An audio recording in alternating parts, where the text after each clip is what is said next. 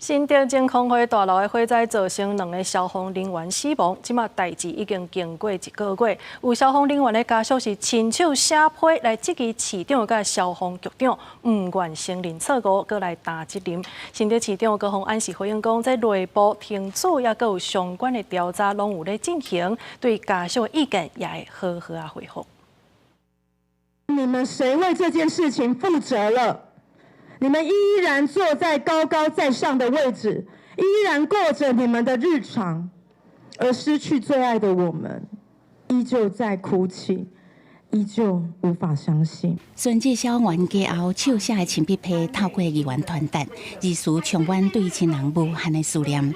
这是伫讲新竹真空火大火，2个拍火兄弟死伫火场，即马已经发生1个月啊。孙继家属是质疑市长加上局长等人，拢推卸责任，无愿意承认过错。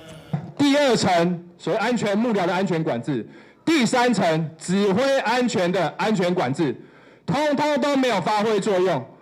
为什么消防局至今完全没有认错检讨？其实火灾了后，新竹市政府已经开会，确定用消防公安345，强化主体消防甲公共安全。26个为真空会出发，各社区陆续举行说明会，提醒住户防灾避难观念。暗国议员是批评相关的公安政策无具体改善的方向，要民代是批评火场指挥管理无线电的设备、通讯这缺失，拢无看因检讨。 看过所有这些摘调的报告以及现场的一些监视的结果。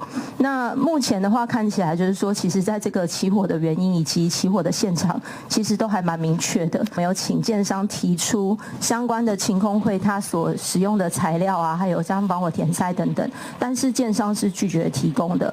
所以我们在上周开始，我们也陆续前往现场，直接现场陪同政风处也陪同我们一起去做采样。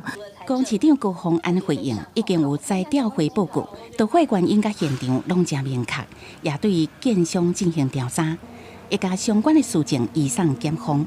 按国家属有意见，也拢有做回答，内部的处罚也有伫做，各讲无伫推卸责任甲暗号。记者综合报道。